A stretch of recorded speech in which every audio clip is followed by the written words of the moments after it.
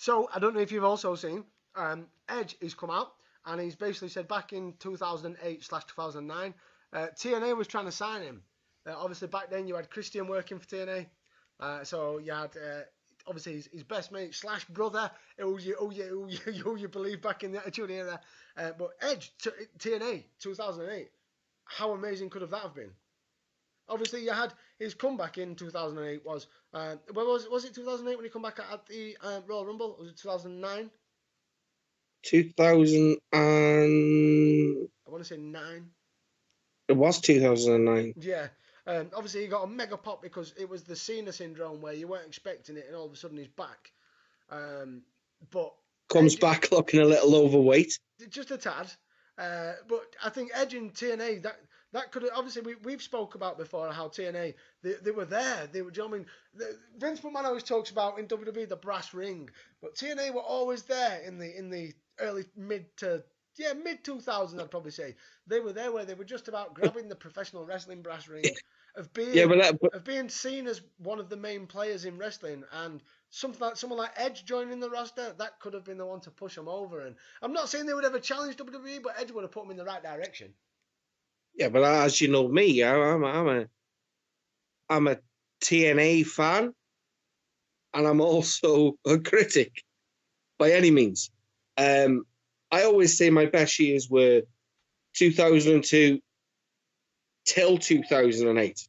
I always look at it and I think 2008 for me was kind of the main event. Mafia were involved there.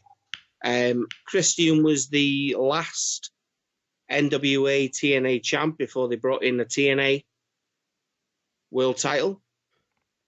Lo and behold. Could you imagine Edge against Christian at main event level? Because Edge against Christian, obviously WWE tried in 2001, but it was not main event level. And Christian was seen as a main event guy. And obviously TNA, like any wrestling promotion would have done within 2000, the early 2000s, any WWE guy that leaves, you take them. You're gonna, even if they were just mid card in WWE, they're gonna be seen as the big deal because they've come over from the big time. But Edge against Christian, but not just Christian. Think Edge against AJ Styles, Edge against Samoa Joe. The dream matches are endless. Obviously, it is a weird one for me because I like to think of Edge as, we all fondly remember Edge, and I look at his impact in WWE coming in, as the Brood, and I watched him grow. And he probably became probably the greatest heel. The guy that caused controversy on so many levels. I'm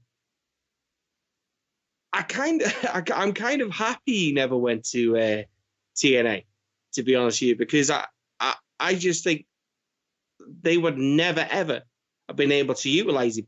Not even though he could have had so many great matches, probably with AJ Styles, Samoa Joe.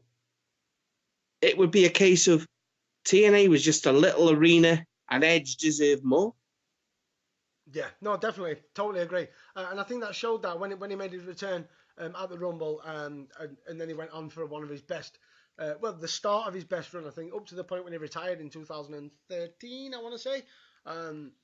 Edge was performing some of the best stuff in his life.